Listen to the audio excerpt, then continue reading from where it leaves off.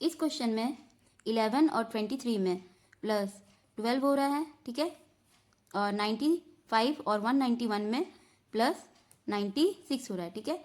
यानी कि 11 के बाद 12 आता है, यानी कि 11 प्लस 12 करेंगे तो हमारा 23 आ जा रहा है, ठीक है। और 95 के बाद 96 आता है, यानी कि 95 में प्लस करेंगे 96 तो हमारा 191 आ जाएगा, ठीक है। अब हम लोग 23 में भी यही करेंगे। 23 में प्लस करेंगे, 23 के बाद क्या आता है 24, तो 24 को ऐड करेंगे तो हमारा आ जाएगा 47 यानी कि यहाँ पर 47 होना चाहिए, लेकिन आगे हम लोग चेक कर लेते हैं, ठीक है। 47 में प्लस करेंगे, 47 के बाद क्या आता है 48, तो हमारा आ जाएगा 95 आ गया है, यानी कि 47 ऑप्शन ए हमारा आंसर है। इस क्वेश्चन में ए और ई में +4 हो रहा है, बी और एफ में भी +4 हो रहा है, ठीक है। उसी तरह हम लोग आई और जे का करेंगे। आई का नंबर होता है हमारा 9 में प्लस करेंगे 4 तो हमारा आ जाएगा 13 हमारा एम का नंबर होता है, ठीक है। अब आप ऑप्शन में देखिए, आगे में एम सिर्फ ऑप्शन ए में है, ऑप्शन बी में भी नहीं है, सी में भी नहीं है, डी में भी नहीं है, यानी कि ऑप्शन ए हमारा आंसर है, आगे चेक करने की ज़रूरत नहीं है। इस क्वेश्चन में प्राइम नंबर के हिसाब से 3 के बाद 5 आता है और 5 के बाद 7 आता है, ठीक है। अब यही सेम लॉजिक हम लोग ऑप्शन में देखेंगे, कौन सा ऑप्शन में हो रहा है। पहला ऑप्शन देखते हैं, 2 के बाद 3 आता है प्राइम नंबर में, और 3 के बाद 5 आता है, उसके बाद 7 आता है, यानी कि इसमें सेम ये लॉजिक नहीं हो रहा है, यानी कि ऑप्शन ए हमारा आंसर नहीं है। ऑप्शन बी देखते हैं, ऑप्शन बी में 15 और 16 प्राइम नंबर नहीं होता है।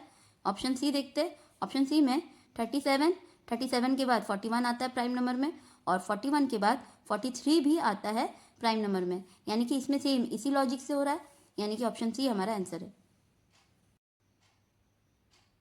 इस क्वेश्चन में 32 और 24 में -8 हो रहा है, 24 और 8 में -16 हो रहा है, ठीक है, यानी कि 8 का डबल, ठीक है।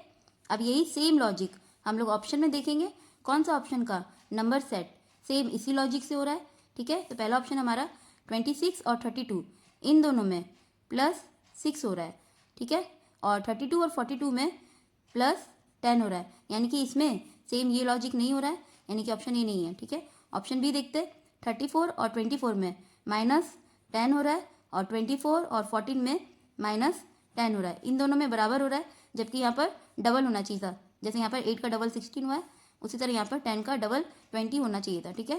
तो यानी कि दूसरा ऑप्शन भी नहीं, ठीक है। तीसरा देखते, 24 और 16 में -8 हो रहा है, 16 और 0 में -16 हो रहा है, इसमें देखिए सेम यही लॉजिक हो रहा है, यानी कि ऑप्शन सी हमारा आंसर है। इस क्वेश्चन में ACE/GIK, ठीक है, उसी तरह हम लोग को MOQ का बताना है कौन सा होगा यहाँ पर, ठीक है। तो इसके लिए हम लोग यहाँ पर उल्टा करेंगे, ठीक है। तो यहाँ पर G और A में -6 हो रहा है, उल्टा कर रहे हैं, ठीक है। I और C में -6 हो रहा है, K और E में -6 हो रहा है, ठीक है। तो अब हम लोग यहाँ पर भी MOQ में सब में -6 करेंगे, ठीक है।